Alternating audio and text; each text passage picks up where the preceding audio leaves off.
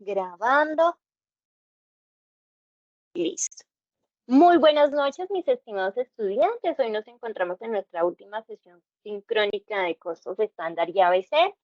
La última sesión estuvimos hablando sobre costos estándar y ABC y las implicaciones que estos costos tienen desde el punto de vista de la administración y por qué nosotros como contadores debemos comprenderlos, ¿cierto? Que nos puede servir para los procesos de gestión y reconocimiento de los costos, pero que no es un sistema asociado al sistema contable, por lo que decimos que es un modelo gerencial, pero no es un modelo contable, ¿cierto?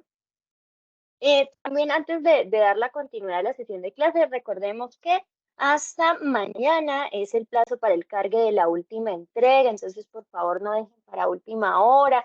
Recuerden cargar con un compañero de respaldo. Yo desde la primera sesión les he indicado de que no dejen que solo una persona lo cargue, sino que por seguridad cargue otra persona. Verifiquen muy bien los cargues. Por favor, no carguen en comentarios porque los comentarios no los podemos ver nosotros como docentes. Hay que cargarlos a través del espacio establecido dentro de la plataforma para que el profesor los pueda evaluar y calificar. ¿Listo? ¿Alguna pregunta del trabajo, de la entrega antes de continuar la sesión? ¿O dejamos un espacio al final?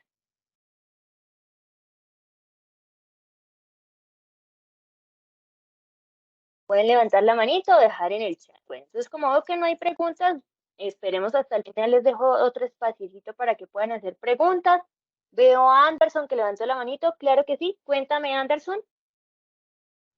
Hola, buenas noches, profe. Una consulta referente a la entrega. Es que tengo una duda, bueno, son dos dudas. ¿La comparación de la empresa referente al comunicado son esos 5 pasos que nos muestran ahí o es de un cuestionario que se visualiza en los pasos?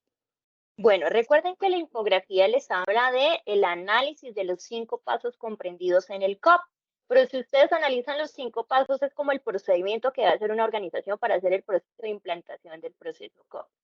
Si ustedes hicieron el debido juicio de cada uno de los pasos, el paso del cuestionario es el que tiene los elementos que debe incorporar realmente la organización y son 5.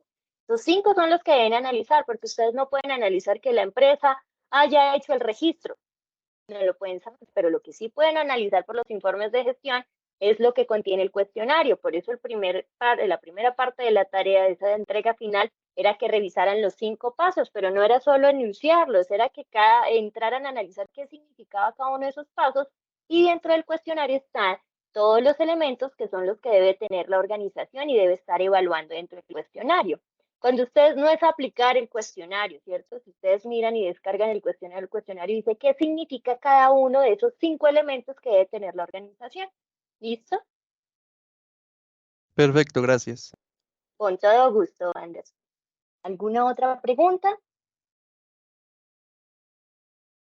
Listo, chicos. Entonces, hagamos un breve resumen de lo que estuvimos analizando de los costos basados en actividades. Era un rompimiento total a lo tradicional de materia prima, mano de obra y SIP, ¿cierto? Si no estamos hablando de actividades, que las actividades consumen recursos y los recursos son medidos, sus aumentos y disminuciones a través de algo que llamamos inductores. Entonces, vamos a hacer un ejercicio y con eso cerraremos lo referente a costos basados en actividades. Entonces, les voy a compartir pantalla. Denme un momento y van a abrir Kahoot.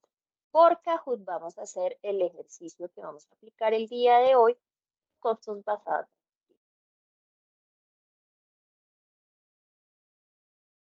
Confirmen si ya ven la pantallita, vámonos registrando. Voy a ampliarles aquí el código QR. Pueden ingresar también por kahoot.it y a ingresar el PIN 98896552.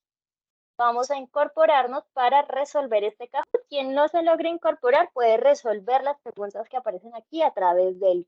Entonces, hagamos el registro, por favor. Con este ejercicio consolidaremos el cierre de nuestro tema de costos basados en actividades para seguir con otra temática. Ingresemos, por favor. Está conectado David, Esteban. Muy bien. Vuelvo a expandir aquí el QR. Bien.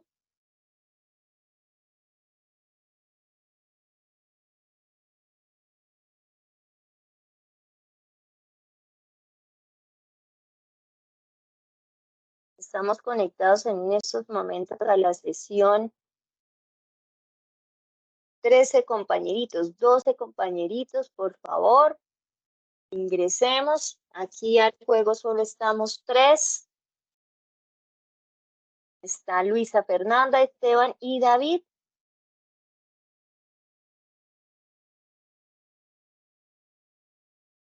Daniela.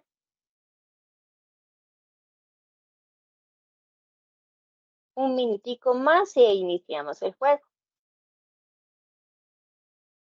Buenas noches. Buenas noches, cuéntame. Ustedes que me estaba fallando el internet, ¿me puede poner al día qué es lo que están haciendo? Sí, estamos haciendo la consolidación del tema de costos estándar y ABC. Vamos a ingresar al juego, por favor. Ok, gracias.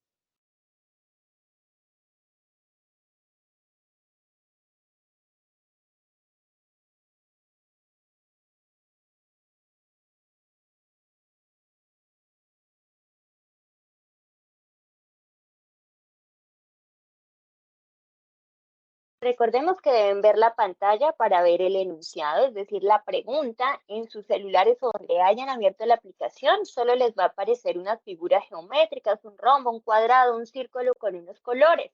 Lo que significa cada una de estas figuras necesariamente deben verla aquí a través de Teams, que es la pantalla que les estoy compartiendo. Vamos a dar inicio al juego.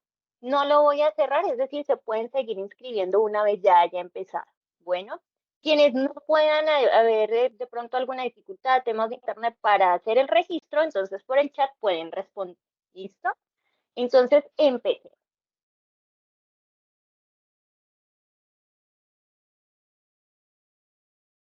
Costos basados en actividades.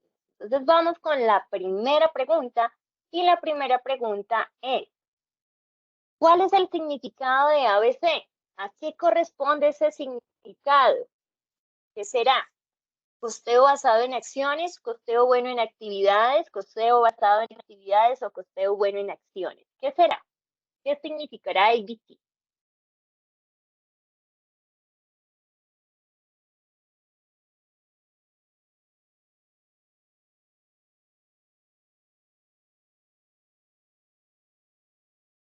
¿Será? Muy bien, costeo basado en actividades. En inglés significa Activity Based Costing. Lo pueden encontrar como ABC o costeo basado en actividades. Muy bien. Profe, Con la señora. otra vez el QR que se me salió. No, ya no puedo colocarlo porque ya inició el juego, entonces debes ingresar con el PIN. Busca kahoot.it en Google e ingresas el PIN que te aparece aquí en la parte final. Siempre te va a aparecer ese PIN 9889652 y así puedes ingresar sin QR. ¿Listo? Listo, profe, gracias. De una. Bueno, Esteban, Karen, David, Daniel, Adriana, muy bien. Siguiente pregunta. En el costeo basado en actividades, los productos o servicios consumen recursos, las actividades consumen recursos, los recursos consumen productos o servicios, o los productos o servicios son consumidos por las actividades. ¿Qué será? Y aquí les recuerdo un poquito, cuando estuvimos trabajando una diapositiva que les mostré de Duque y Osorio, un paralelo entre el costeo tradicional y el basado en actividades, esa es la respuesta a esta pregunta. Entonces, ¿qué pasó aquí? Uy, solo un compañerito respondió, compañerita, correctamente. Las actividades consumen recursos. Recordemos que la función principal es reconocer, y no les preocupa en los costos basados en actividades si es costo o es gasto, sino qué recursos se consumen para esas actividades. Y recordemos que aquí trabajamos lo de Richard Porter y las cadenas de valor, en donde eliminamos aquellos eslabones que no nos generan valor. Por eso es tan importante la identificación de las actividades que tienen tareas o acciones que consumen recursos. Vamos a mirar la puntuación. David, muy bien. Esteban, muy bien. Karen, muy bien. Daniela y Adrián. Vamos con la siguiente pregunta. Bien, es un elemento económico que se necesita consumir en el desempeño de las actividades. ¿Qué será? ¿Cuál será esa definición de esos elementos económicos que se necesitan consumir en el desempeño de las actividades? ¿Se llamará actividades, procedimientos, procesos o recursos? ¿Qué será?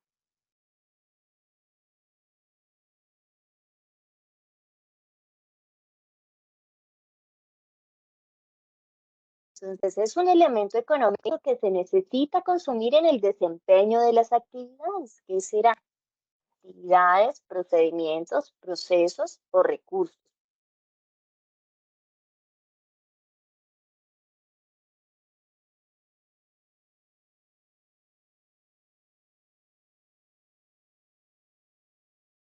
Entonces, son recursos. Muy bien. Entonces, claro, lo que está representado en términos monetarios, que es lo que nosotros cuantificamos para saber cuánto nos cuesta tener la organización, pues lo denominamos recursos. Muy bien. Vamos con la puntuación. Encabeza David, Esteban, Adriana, Daniela, John Anderson. Muy bien. Siguiente pregunta. Los costos son asignados directamente al producto. Corresponde a la aplicación de los costos. Costeo basado en actividades, costeo periódico, costeo permanente o tradicional. Y aquí también traemos a colación esa diapositiva que vimos la sesión pasada, donde está el paralelo entre Duque y Osorio con respecto a los costeos tradicionales y los costeos basados en actividades. Entonces dice, los costos asignados son directamente al producto, corresponde a la aplicación de los costos basados en actividades, costeo periódico, costeo permanente o tradicional. ¿Qué será?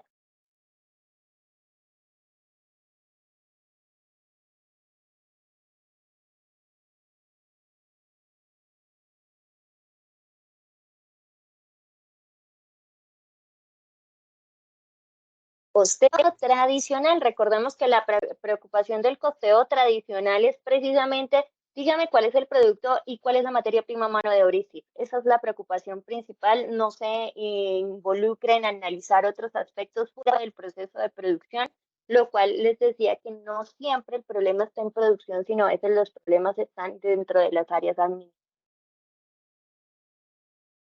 Bien, David, Esteban, Luisa, John Anderson, Adriana, muy bien. Siguiente pregunta.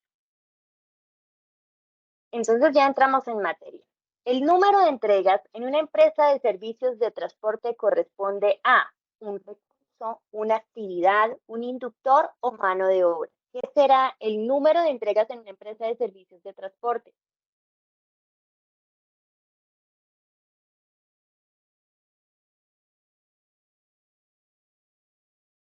El número de entregas en una empresa de servicios de transporte corresponde a un recurso, actividades, un inductor o mano de obra. ¿Qué será?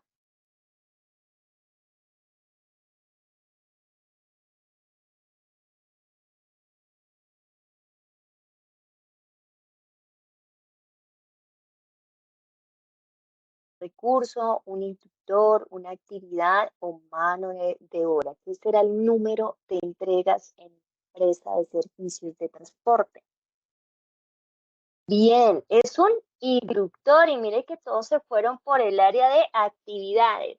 Entonces, cuando nosotros, ¿cómo sabemos qué es el inductor? El inductor siempre está representado en cantidades. Entonces, hablamos del número de lotes, el número de entregas, el número de kilogramos, el número de toneladas, siempre está en una cuantificación numérica, siempre eso es lo que nos va a decir el inductor. Si fuera la actividad sería entregas, específicamente entregas en una empresa de servicios de transporte, no estaría identificado por un factor de cuantificación. Vamos entonces con la puntuación. David, Esteban, Luisa, John Anderson, Adriana. Vamos con la siguiente pregunta. El tiempo, la papelería, las llamadas, la tinta de la impresora en una empresa de envíos representa una actividad, un proceso, un recurso o un inductor. ¿Qué será?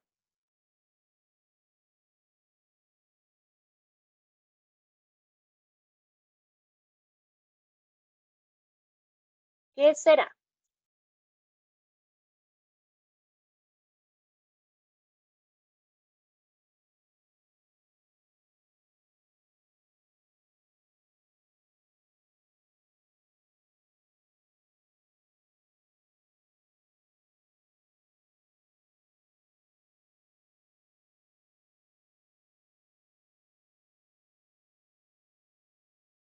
Entonces, son recursos, muy bien. Entonces, en el área de envíos van a consumir recursos de tiempo que está en consonancia con el salario, la papelería, las llamadas que representan un servicio público, la tinta de la impresora. Entonces, muy bien, representan recursos.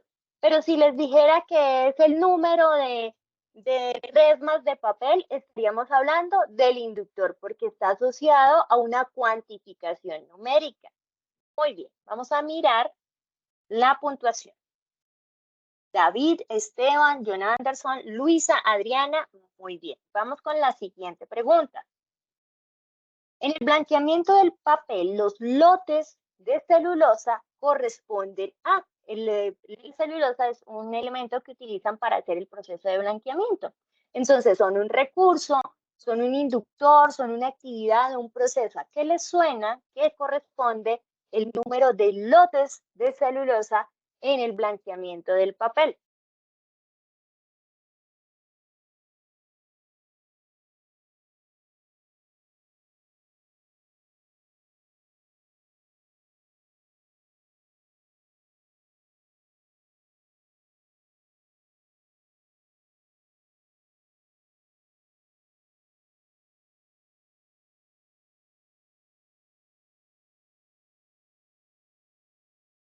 Entonces, les decía que siempre cuando está acompañado en forma de cuantificación, en este caso estamos hablando de lotes, que son la cantidad como manejan el uso del insumo, en este caso sería un inductor. Entonces, dos compañeritos respondieron correctamente. La gran mayoría respondió que proceso. Entonces, ojo, no se estaba preguntando si estuviéramos hablando del proceso, sería la finalidad. Recordemos la diferencia entre proceso y procedimiento. Entonces, el proceso sería elaboración del papel y el procedimiento son cada uno de los pasos para poder hacer ese papel, ¿cierto? Entonces, recordemos un poquito esas definiciones que estuvimos hablando en la sesión pasada. Vamos a mirar la puntuación.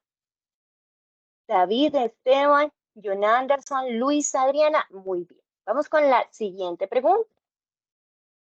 El dióxido de cloro, el oxígeno, el peróxido y la soda cáustica utilizadas en el blanqueamiento del papel, ¿qué serán? Recursos, actividades, inductores o procesos.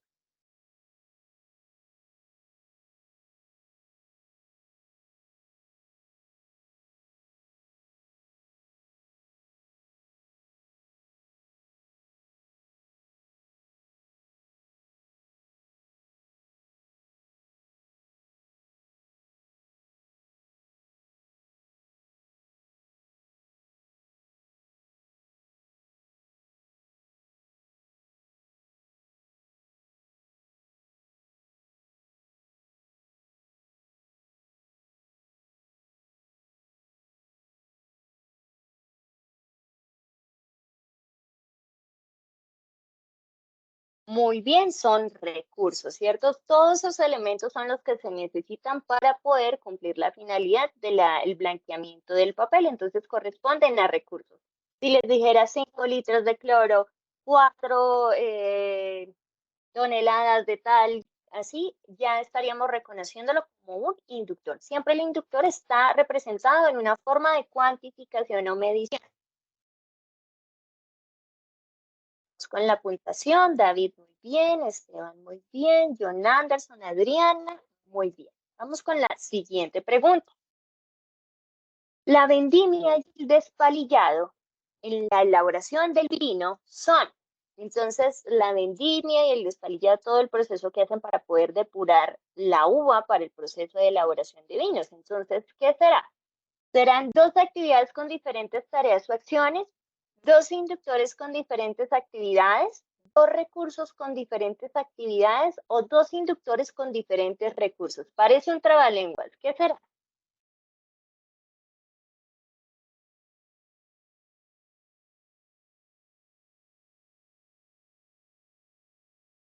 La vendimia y el despalillado.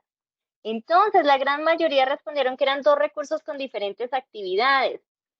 Recordemos que las actividades se dividen en tareas o acciones. Entonces, la vendimia y el despalillado están dentro de un paso, dentro del proceso de elaborar los vinos. Es decir, cada uno de los pasos corresponden al procedimiento. Y les decía que cada paso se convierte en costos basados en actividades en una actividad que puede tener una tarea o varias tareas o una acción o varias acciones. Entonces aquí tenemos dos actividades que tienen diferentes tareas o acciones. Entonces en la vendimia tendrán que hacer y el despalillado tendrán que quitar la cascarita de la uva, quitar las pepitas de la uva, quitar los palitos de la uva para empezar el proceso de espicharlas, fermentarlas, todo el proceso que corresponde a la elaboración de vinos. Entonces no nos está hablando de recursos, ¿cierto? Porque el recurso sería la uva como tal, ¿cierto? O el recurso humano que está incorporado en esta tarea o acción, que no nos está hablando de ello, sino nos está hablando de la actividad en general, parte del proceso de elaboración del vino. Vamos a mirar la puntuación. David, Esteban, John Anderson, Soremi, John Anderson y Adriana. Muy bien. Y vamos con nuestra última pregunta del cuestionario. ¿La molienda de cacao corresponde a un recurso, una actividad, un inductor o un procedimiento? ¿Qué será?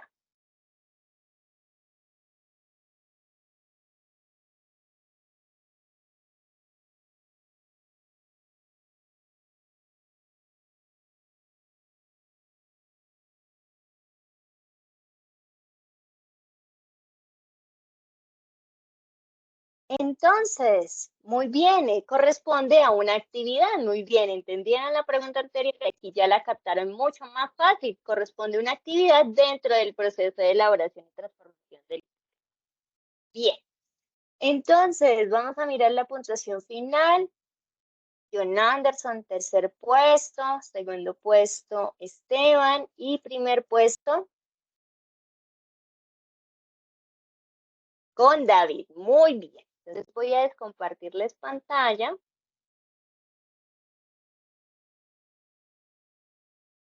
para que continuemos con nuestra sesión de clase.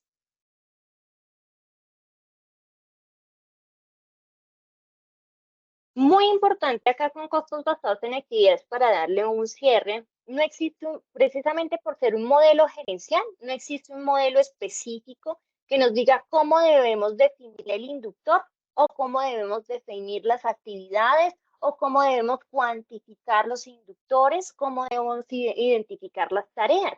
Todo depende del proceso de producción y por más de que dos organizaciones realicen el mismo producto o presten el mismo servicio, cada una tiene la forma de hacerlo totalmente diferente. Por esta razón, siempre debemos tener claro lo general, que es una actividad, cuáles son las tareas o acciones dentro de una actividad macro. Debemos identificar los recursos que se consumen y este factor que hace que aumente o disminuya el consumo de los recursos, que es lo que nosotros llamamos inductor. Esa es la forma en términos de costos basados en actividades. Bien, vamos a hablar de otro temita que se llama costeo directo o costeo por absorción. Y para ello voy a compartirles pantalla para que hablemos de costeo directo y costeo por absorción. Y este costeo directo, ¿me confirman si ya ven mi pantalla ahí? Sí, profe. Porfa. Perfecto. Bien, cuando hablamos de costeo directo y costeo por absorción, retomamos los sistemas tradicionales. Significa que estos también están basados en los tres elementos del costo. Es decir, volvemos a hablar de materia prima, de mano de obra y de costos indirectos de fabricación. Y empezamos como base fundamental hablando de alguna de las clasificaciones que cuando ustedes vieron costos por órdenes y procesos estuvieron hablando dentro de la clasificación de los costos según la variabilidad. Y cuando hablamos de la variabilidad tenemos dos ejes principales que son los costos fijos y los costos variables. Dentro de los costos variables existen unos semivariables. Cuando hablamos de costos fijos, ¿qué ejemplos tendríamos de costos fijos? ¿Cuáles son los más particulares o los más fáciles de identificar? Pueden activar sus micrófonos o en el chat. ¿Cuáles serán costos fijos? La nómina. La nómina, por ser un proceso de contratación donde fijamos un salario, es fija. Por eso una de las preocupaciones de los empresarios es pagar la nómina, ¿cierto? De cubrir la nómina, cubrir los arrendamientos. ¿Qué más nosotros cubrimos? Que son esos costos fijos que más preocupan, los créditos que están asociados al proceso de producción, ¿cierto? Esos costos fijos que independientemente de que produzca o no produzca, venda o no venda, pues yo tengo que responder por ello, ¿cierto? Cuando hablamos de costos variables, decimos que estos son directamente proporcionales a la producción. ¿Qué significa que sean directamente proporcionales? Que si yo no produzco nada, no voy a consumir costos, pero si produzco 1, 2, 10.000, 50.000, pues allí sí voy a tener que incorporar más costos. Es decir, la relación de la variabilidad está dada en función a la producción. Así lo definí. ¿Y cuál sería un ejemplo de semivariable? Si sabemos que se derivan de los variables, ¿cuál sería un costo semivariable? ¿Qué se les ocurre? Los públicos. Los servicios públicos, muy bien, Zoraida. ¿Y por qué los servicios públicos son un costo semivariable? Porque tienen una porción fija, un cobro fijo y uno que es acorde, otra parte es acorde al consumo. Exactamente, muy bien explicado, Zoraida. Muy bien, todo servicio público, si ustedes deshabitan el lugar en donde están o el local que tienen arrendado, aún así esté deshabitado, se va a hacer un cobro fijo, ¿cierto? Y cuando ya alguien está trabajando o le incorpora algún equipo o algo así, ya se va a dar un consumo, ¿cierto? Y la variabilidad sí está en función al consumo del recurso, pero siempre va a tener un cargo fijo. Si ustedes miran, todos sus servicios públicos tienen un cargo fijo y la variabilidad que está en función al consumo. Cuando estamos ya a un nivel de producción, ya llevamos trayectoria en el proceso de producción, lo mejor que nosotros podemos hacer es clasificar la porción fija en lo que corresponde a fijos en términos de esos costos que se clasifican en semivariables y la porción variable en función a la variabilidad específica dada al consumo, para ser mucho más específicos en el proceso de producción. Pero cuando estamos iniciando como emprendedores, ¿cuál es la sugerencia que se les da? Recordemos que qué es lo que le preocupa a un emprendedor a la hora de cubrir sus costos. Cubrir la nómina, ¿cierto? Pagar la nómina de sus operarios, cubrir el pago del arriendo y los servicios públicos son la preocupación. Entonces, eso, iniciando un emprendimiento, nosotros llevamos por lo general los servicios públicos, porque como todavía no podemos identificar una variabilidad dada al consumo de producción, pues lo que nosotros hacemos es llevarlo como un costo fijo y cuando ya llevamos una trayectoria, ya hacemos una distinción de los costos fijos, se llevan en el área fija y la variabilidad correspondiente.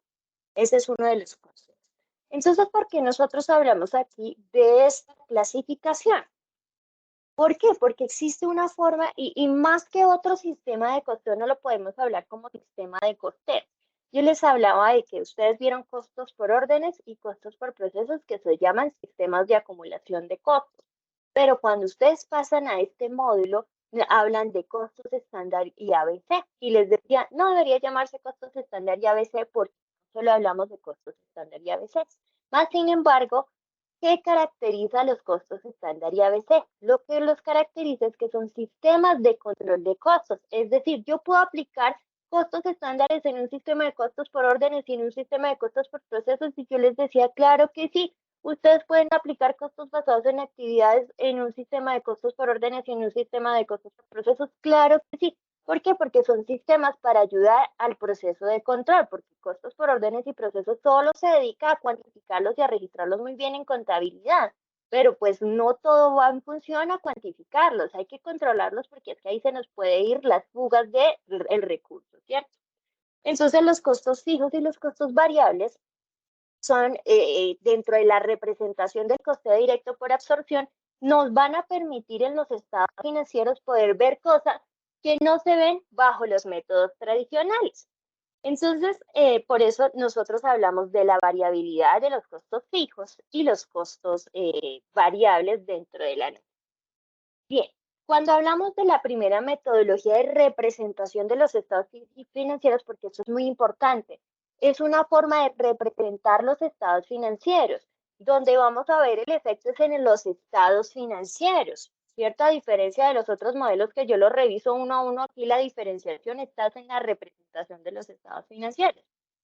Cuando decimos que es un costeo directo, el costeo directo también se denomina costeo variable. Y esto también deviene de un análisis y una discusión desde el punto de vista de la administración de empresas y contaduría pública. y tienen toda la razón las dos partes, siempre les he dicho, sino que siempre debemos estar muy abiertos a entender por qué ellos definen ciertos aspectos dentro de lo administrativo y cómo nosotros lo debemos comprender desde el punto de vista contable. Entonces, cuando hablamos del costeo directo o variable, lo que nos dicen desde el punto de vista de la administración es que se deben reconocer como costos de producción únicamente aquellos que sean variables. ¿Por qué? Porque para ellos, pues, si son variables, es decir, devienen de la producción necesariamente, si yo no produzco nada, no voy a consumir nada, pero si produzco 1, 10.000, 50.000, 60.000, sí va a empezar a darse esa variabilidad y va a ser progresiva, va a ser directamente proporcional. Entonces, lo único que vendría a reconocerse como costo de producción es eso. Entonces la discusión está con los costos fijos. Entonces, ¿qué pasa con esos costos fijos? Digo, usted independientemente que produzca o no produzca, los va a tener que pagar, por lo tanto, porque los lleva como costos de producción.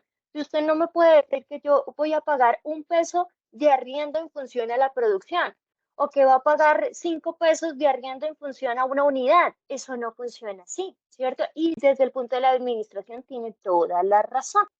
¿Cierto? Porque claramente nosotros no hallamos proporcionalidad de arriendo, proporcionalidad de la depreciación si lo hacemos por el método de línea recta en función al nivel de la producción, no lo hacemos así. Entonces, desde la perspectiva de la administración indica que, pues, que es lo que se debería reconocer como costo de producción debe ser únicamente lo variable. Por eso nos dice acá, dentro de los 3 elementos del costo son inventariados todos, excepto los costos fijos que son reconocidos como gastos fijos, es decir, no es que nos vayamos a reconocer porque igual es salida de dinero, solo que no va a ir en los costos.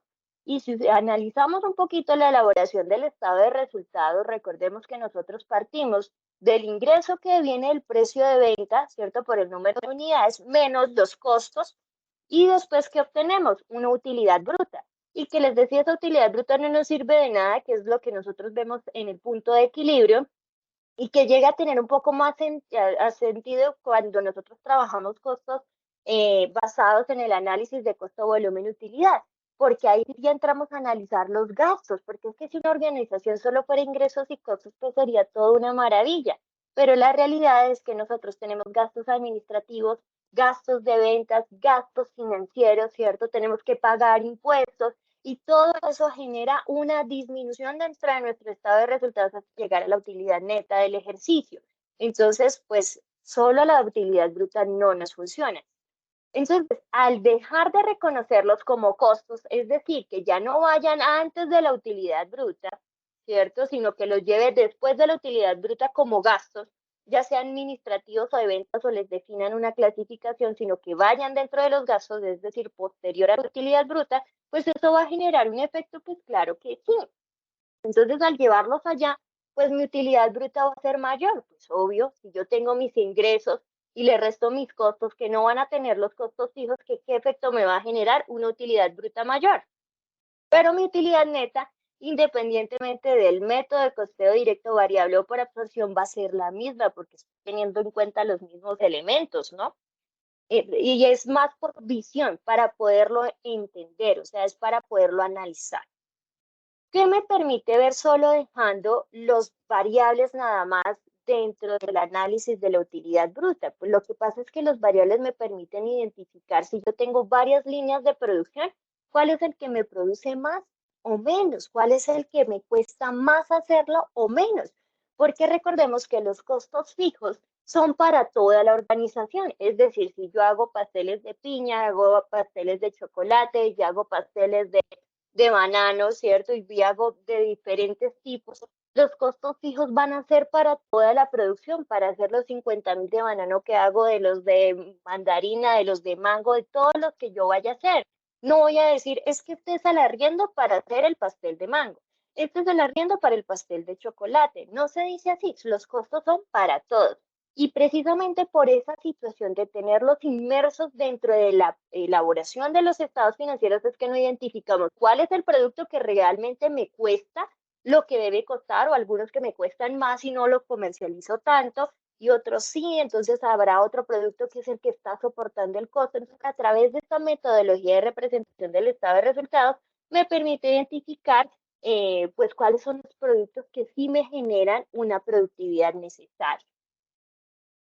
Muy importante, si nosotros utilizamos para presentar estados financieros bajo el método directo variable, ojo, y esto es fundamental, este método es solo para analizar información, no para presentación oficial de estados financieros. Es decir, si ustedes van a presentar a través de XBRL a las super sociedades los respectivos estados financieros, les van a decir, no señor, ustedes me los deben presentar por costeo por absorción, que es la metodología tradicional de costo.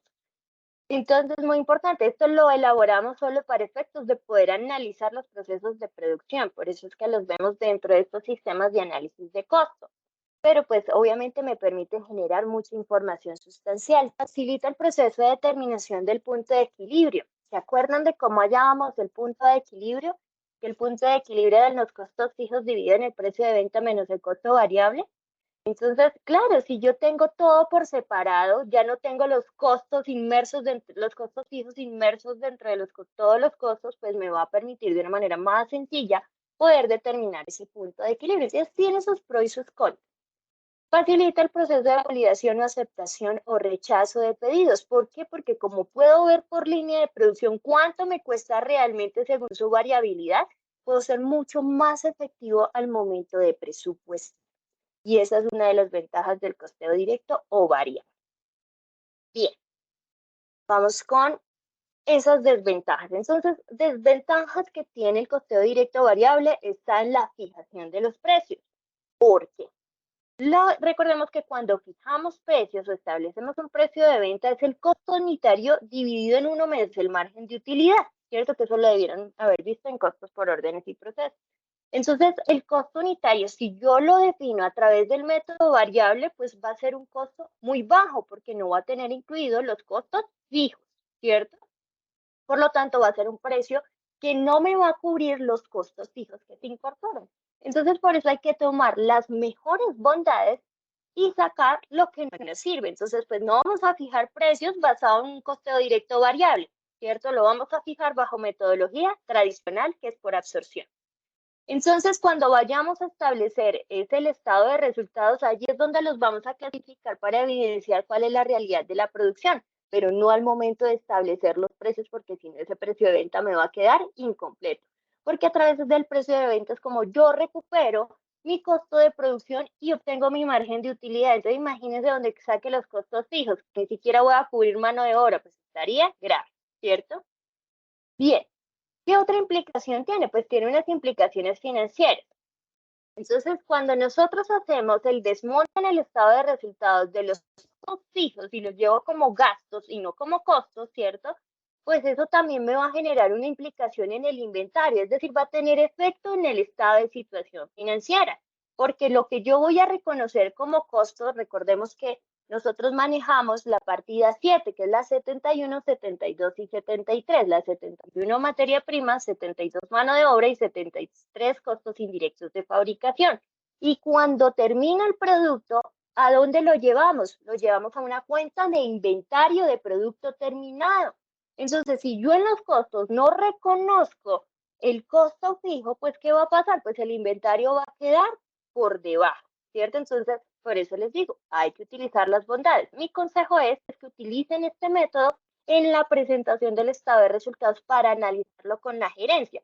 No lo van a utilizar ni para presentación de información financiera porque bajarle a los inventarios genera un efecto en el patrimonio y tributariamente eso también nos puede traer problemas.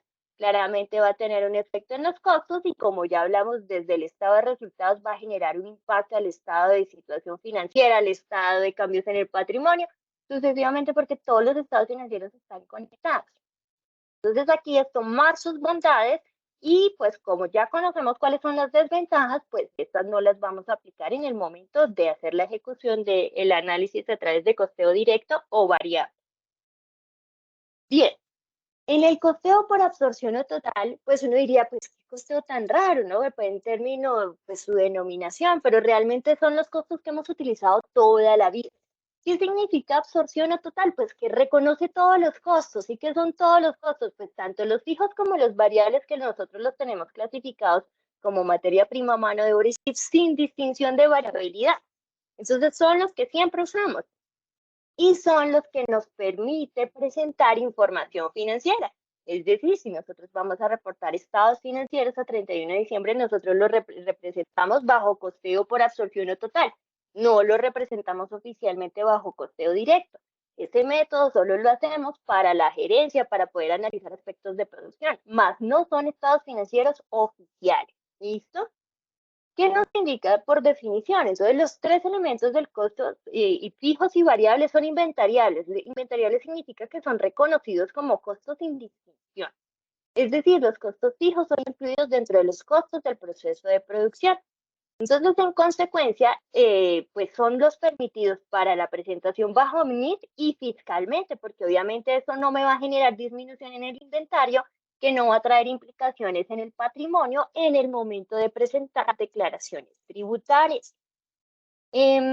Claramente, al reconocer este costo fijo, pero sin darle esa distinción como lo hacía en el método anterior, ¿qué va a suceder? Pues aquí dice los costos van a ser superiores al método directo.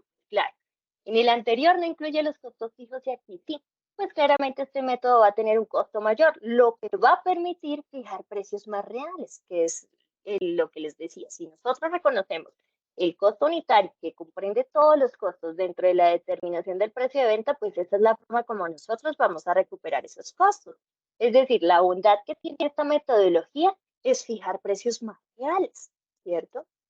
Nos permite identificar incidencias en los cambios de los costos fijos en la producción, permite una mejor administración del flujo del efectivo, porque sabemos, si nosotros determinamos bien el precio de venta, pues eso tiene implicaciones en el presupuesto, porque el presupuesto parte a partir de los ingresos, que es lo que permite responder a todas las actividades de la organización. Entonces, por ende, facilita la planeación, porque la planeación y el presupuesto son amigos. Pero esto tampoco significa que porque los costeos por absorción totales sean permitidos normativamente y cumplan todo lo que nosotros por lo general hacemos, que sean perfectos. No lo son. También tienen sus desventajas. Entonces, en la industria, que tienen diferentes líneas de producción, en el caso les decía que producen pasteles de chocolate, pasteles de mango, pasteles de maracuyá, que tienen muchos diferentes productos.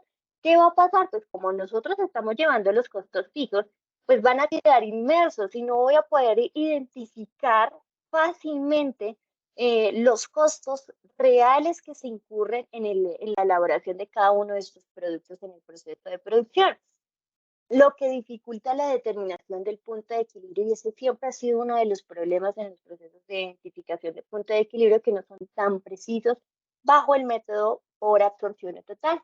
Dificulta el análisis de las implicaciones de los costos fijos, y a veces esos costos fijos van ahí como escondiditos dentro del proceso de producción, pero que son los que mayor generan preocupación a la hora de responder por las organizaciones en la presentación del estado de resultados.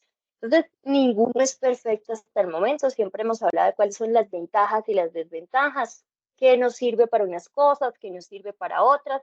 Por eso aquí vemos diferentes cosas para que ustedes tengan herramientas para que puedan aplicar. Entonces, en consolidación, ¿qué diferencias encontramos entre las dos metodologías? Es el manejo de los costos fijos, ¿cierto? Todo se centra en eso. En el uno lo reconocemos, en el otro no lo reconocemos como costo, pero claramente se van a reconocer, solo que se van a llevar como gastos del periodo. En el costeo por absorción sí reconocemos los costos fijos y son distribuidos en las unidades producidas. La utilidad bruta del ejercicio se obtiene de restar las ventas de los costos fijos y variables bajo el método por absorción, lo que significa que la utilidad bruta bajo el método por absorción va a ser inferior a la presentada bajo el método directo, y eso es muy importante que lo tengamos claro, porque si vamos a utilizar esta metodología para analizar la producción, pues tenemos que explicarles a los gerentes, a los directivos o al área que les estemos explicando qué efecto genera, para que no se asusten, ¿no? Porque van a decir más utilidad, menos utilidad, me gusta la que tiene más utilidad. Recuerden que el efecto más importante es la utilidad neta del ejercicio, pero aquí estamos haciendo ese análisis de la producción, ¿cierto? En función de la producción. En el costeo directo, la utilidad bruta del ejercicio se obtiene de restar las ventas de los costos variables del proceso de producción, margen de contribución, ¿qué se refiere el margen de contribución? Si rebobinamos un poquito a costos por órdenes, costos y presupuestos, recordemos que el margen de contribución es la diferencia en que tenemos entre el ingreso menos los costos variables y solo los variables, y eso se llama margen de contribución. Pero cuando nosotros restamos los ingresos menos los costos fijos y variables, ahí sí lo llamamos utilidad bruta. ¿Listo? A eso se refiere lo de margen de contribución. Entonces aquí tenemos un paralelo de los dos estados de resultados bajo el método directo y bajo el método por absorción. Entonces, ¿qué sucede bajo el método directo? Sencillamente se reconoce como costo aquellos que son variables y por eso la denominación no se llama utilidad bruta, sino se llama margen de contribución.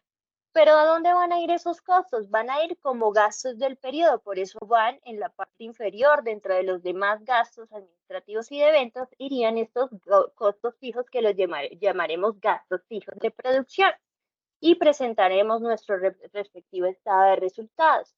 Bajo la metodología por absorción, que es nuestra metodología tradicional que hemos trabajado toda la vida, pues se representa pues las ventas menos los costos de ventas, que están conformados por fijos y variables, y aquí obtenemos la utilidad bruta, menos los gastos, todo con la normalidad que siempre hemos hecho a la hora de expresar estados financieros. Entonces, esta es otra forma que les permite encontrar información sustancial a la hora de presentar estados financieros. ¿Hasta aquí preguntas?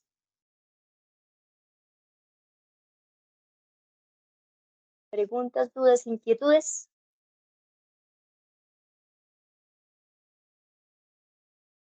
¿Todo claro?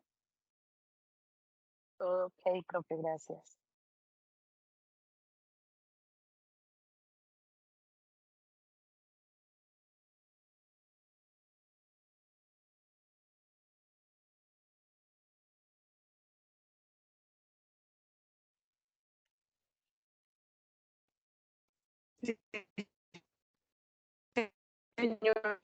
Ay, tengo el micrófono aquí apagado, tengo el micrófono apagado.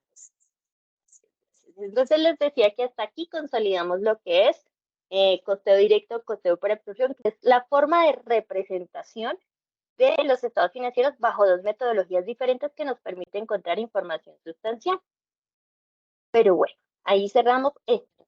Existe otra forma de poder analizar de una manera más matemática la información financiera, y eso lo denominamos nosotros análisis de costo, volumen, utilidad. ¿Están viendo ahí mi pantalla? Sí, señora. Perfecto. Entonces, en el análisis de costo, volumen, utilidad, aquí llegamos a una base fundamental que ustedes tuvieron en costos por órdenes y procesos, que se llama el punto de equilibrio. Y ese punto de equilibrio, hablábamos hace un momento que de dónde salía, que el punto de equilibrio es los costos fijos dividido en el precio de venta menos el costo variable. ¿Y qué significa ese punto de equilibrio? Pues que es en el punto en el cual uno siempre dice, no tengo ni pérdidas ni ganancias, la utilidad es cero, ¿cierto? Pero ¿hasta qué punto eso es cierto? No significa que no sea cierto, lo único que significa es que está incompleto, porque el punto de equilibrio finalmente no nos sirve mucho, porque cuando nosotros hablamos del punto de equilibrio estamos diciendo que nos permite cubrir los costos, pero de producción. ¿Y qué pasa con los gastos? O sea, la organización no es solo producción, y ese es el problema que tienen los costos. Solo pensar en función a que solo existe producción y que el área administrativa no incorpora consumo dentro del proceso para responder a las necesidades de la organización. Y no es así. Hablábamos de que ellos cumplen una función estratégica, ellos cumplen una función muy importante de gestionar el nivel de ventas, porque si no vendemos nos da lo mismo que tengamos una producción espectacular si nosotros no realizamos un proceso de ventas. Entonces de ahí surge la relación de costo, volumen, utilidad como un sistema para poder establecer y cuantificar las unidades que debemos producir y vender para obtener un logro específico dentro de una organización. Entonces, ¿de dónde partimos de ese análisis de costo, volumen, utilidad? Pues para qué nos sirve, ¿no? Siempre todo lo que hemos trabajado acá nos permite pues ayudarnos a la toma de decisiones, siempre para coadyuvar a nuestros gerentes a tomar las mejores decisiones, a que planeen estratégicamente y anticipadamente, no que tengan que responder de un momento a otro, sino pues que tengan la posibilidad de establecer estrategias y responderlas. Puedo establecerla periódicamente, es un análisis consciente sobre los costos a cubrir y me permite pues analizar el inventario. ¿Por qué? Porque si nosotros sabemos ¿Cuántas unidades debo producir y vender? Porque obviamente las tengo que vender porque producir no sirve nada, de tenerlas en el anaquel, necesito venderlas. Cuando las vendo, pues genero los ingresos. Y si yo sé cuántas unidades tengo que vender, pues puedo planificar cuántos son los costos de los materiales, ya sea primas o indirectos, que requiero para poder cumplir con esa meta, es decir, va en función a los inventarios. Antes de hablar de específicamente de costo, volumen, utilidad, tenemos que hablar de algo que se llama el margen de seguridad. Y nos define como el margen de seguridad es aquello que nos permite soportar cualquier riesgo. Es como el que le permite dar el respiro a la organización y decir, listo, esto es lo que debemos hacer, estamos bien o estamos mal, tomemos acciones. Entonces, ¿cómo se determina ese margen de seguridad? Es el número de unidades vendidas menos el punto de equilibrio. ¿Cierto? Si nosotros miramos la fórmula, es una diferencia. Lo que significa es que nosotros tenemos un margen de seguridad siempre y cuando las unidades que nosotros vendamos sean por encima del punto de equilibrio. Porque si vendemos inferior al punto de equilibrio, ¿qué va a pasar? Pues va a quedar negativo, es decir,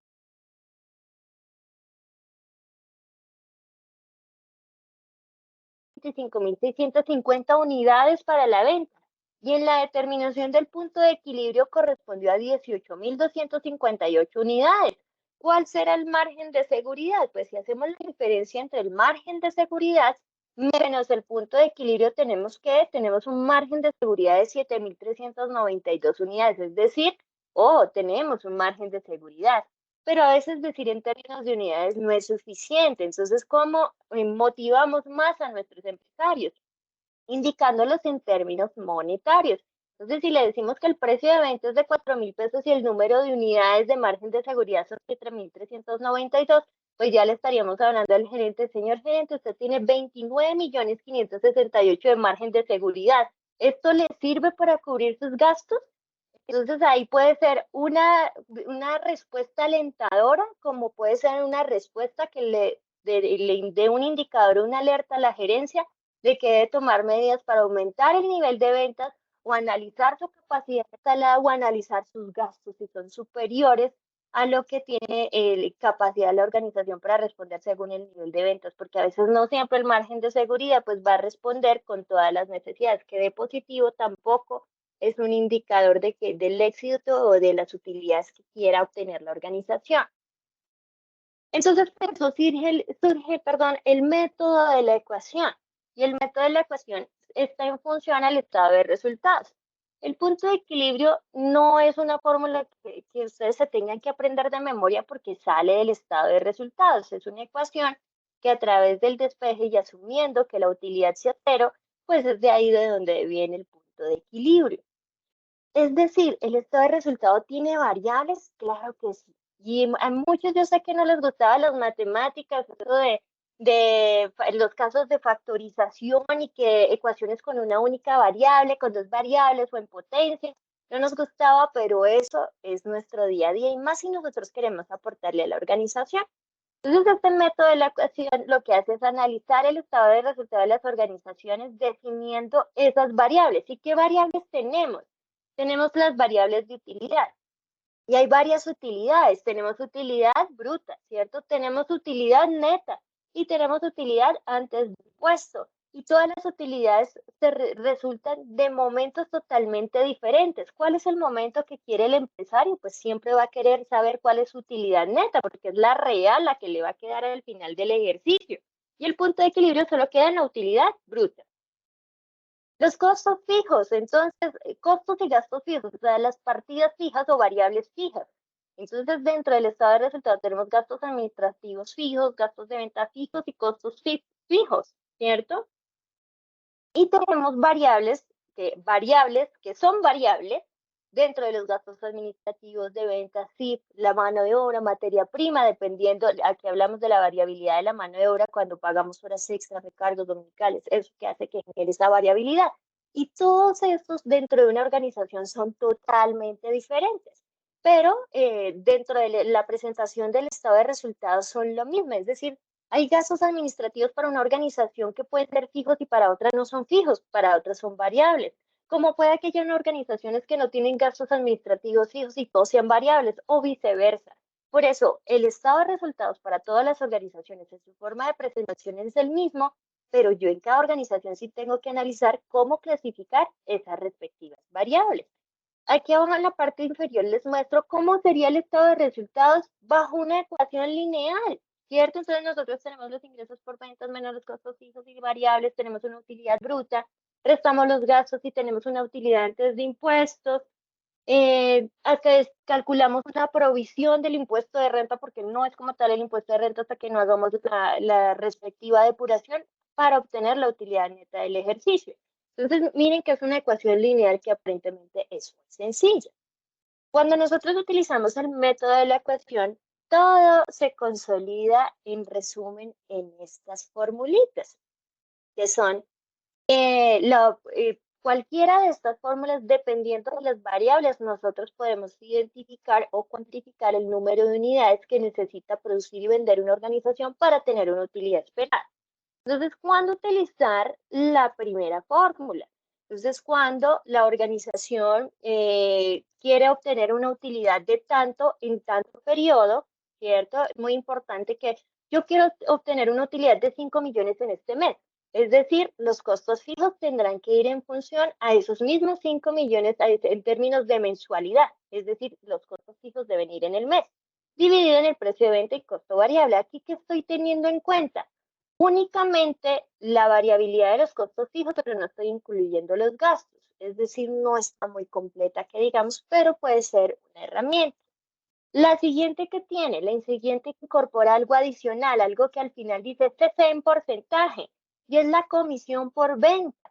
Es decir, si yo estoy pagando a mis empleados una comisión por venta, yo puedo determinar cuántas unidades debo producir y vender para obtener una utilidad de tanto, pagando una comisión por venta, y la respuesta es sí. Entonces, ¿cómo la determinamos? Unidades es igual a la utilidad que espero obtener más los costos fijos dividido en el precio de venta menos el costo variable menos, entre paréntesis, precio de venta por el porcentaje que yo vaya a pagar de comisión en dicho periodo. Entonces voy a pagarle el 5% de comisión. Ah, bueno, aplicamos esta forma. La siguiente tiene algo diferente, ¿cierto? La siguiente incorpora utilidad y el impuesto de renta, que está como denominador de la utilidad, porque el impuesto de renta castiga la utilidad, ¿cierto? Entonces, tenemos cuántas unidades debo producir y vender, y yo espero una utilidad de tanto, teniendo en cuenta que debo pagar un impuesto de tanto, es decir, esta fórmula la pueden aplicar independientemente del porcentaje de impuesto de renta que se vaya a aplicar a la organización, teniendo en cuenta unos costos fijos del periodo dividido en el precio de venta menos el costo variable. La siguiente que hace, le incorpora pagando una comisión. Entonces, aparte de determinar el impuesto de renta que voy a pagar también una comisión por venta, y la fórmula se vuelve mucho más robusta. Y la siguiente que ya incorpora, si hay organizaciones, recordemos que algunas organizaciones, de acuerdo a la tipología de su constitución, deben aplicar a una reserva legal. Si estas organizaciones les corresponde, también hay una fórmula para que puedan determinar todos los aspectos de la utilidad para hacer cuántas unidades deben producir y vender en determinado tiempo, teniendo en cuenta que tienen que pagar un impuesto, pagar comisión y hacer una apropiación respectiva de la reserva legal. Y la última fórmula, que es teniendo en cuenta los costos, los gastos fijos y los gastos variables. Entonces, esta última fórmula pues tiene mucho más complejidad. Entonces, es la utilidad que se espera obtener más los costos fijos más los gastos fijos. Es decir, en el numerador siempre van a estar todo aquello que es fijo. Y en la parte inferior va a quedar todo lo que es variable, que es el precio de venta menos el costo variable menos los gastos variables. Entonces, dependiendo de lo que quiera la organización, hay la metodología para que pueda hacer la aplicación. Sencillamente reemplazar valores, reemplazar la necesidad de la organización. Bueno, ¿cuánta utilidad usted espera? Yo quiero obtener una utilidad neta del ejercicio de tantos millones. Pero, ¿en cuánto tiempo? Ah, bueno, en un mes, en 3 meses, en el año. Ustedes pueden esto aplicarla en el año. Es decir, yo quiero una utilidad de 300.000 millones. Lo pueden hacer teniendo en cuenta que los costos fijos o todo lo que esté en el numerador tiene que estar en la misma temporalidad. Entonces, si determinan utilidades de un año, los costos fijos tienen que estar en un año, los gastos fijos tienen que estar en un año y el denominador debe estar en términos unitarios. Bueno, ¿estas qué horas son? Hoy ya son las 8. Entonces, para que puedan practicar estas fórmulas, yo les voy a dejar en anuncios unos ejercicios para quienes los quieran aplicar, lo puedan hacer y me cuentan cómo les va con esos ejercicios. Pueden escribirme un mensaje, profe, me dio tanto, ¿cómo puedo resolver esto? Es solo reemplazar. Entonces les puedo preguntar si la organización quiere obtener tantos millones de utilidad y tiene unos costos fijos de tanto, ¿cuántas unidades tiene que producir y vender en un año, en un mes, en un bimestre, en un semestre? ¿Listo? Bueno, chicos, esa era la sesión de hoy.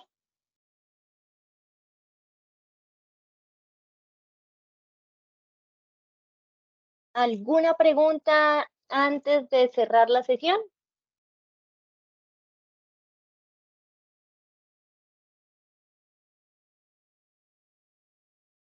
¿Alguna pregunta, duda o inquietud antes de finalizar la sesión? Aquí veo en el chat. Gracias. Gracias, no, señora Liz. No le agradezco los ejercicios que nos va a compartir para practicar, porque me imagino que nos irán a aparecer puntos así en el examen final. Perfecto, perfecto. Entonces les voy a compartir eso en anuncios para que los practiquen y les dejo de una vez la respuesta para que sepan si llegaron o no. Listo, la respuesta correcta. Realmente ahí es más de cuestión de aplicar bien la calculadora, de usar bien los paréntesis. Recuerden que por orden de los operadores primero son las divisiones y multiplicaciones, después las sumas y las restas. Entonces, por más de que la fórmula sea muy buena, hay que saber utilizar la calculadora y el Excel, que es donde más se fallan realmente. Entonces, yo ahí les pongo unos ejercicios. Recuerden que no tienen injerencia dentro de la puntuación de sus trabajos, solo es para que ustedes puedan practicar. Bueno, muchísimas gracias a todos por su atención. ¿Cuál es el tema para la asistencia? Podemos colocar coste directo por absorción y costo, volumen, utilidad, pero en los dos temas. Ok, muchas gracias. Bueno, mis estimados estudiantes, fue un gusto contar con ustedes. Esta es nuestra última sesión de costos estándar y ABC. Igual yo estaré muy atenta. Mañana ya es el cierre de la entrega final. Yo realizaré la respectiva evaluación. Recuerden que hasta el próximo martes ustedes ya tendrán en sus correos el aviso de que ya realicé la evaluación de cada una de sus entregas y a mí me dejan activo una semana más el grupo por si tienen alguna duda, alguna situación que se haya presentado. Bueno, gracias a todos por su juiciosa asistencia en estas sesiones. Bendiciones para todos mis colegas. Chao.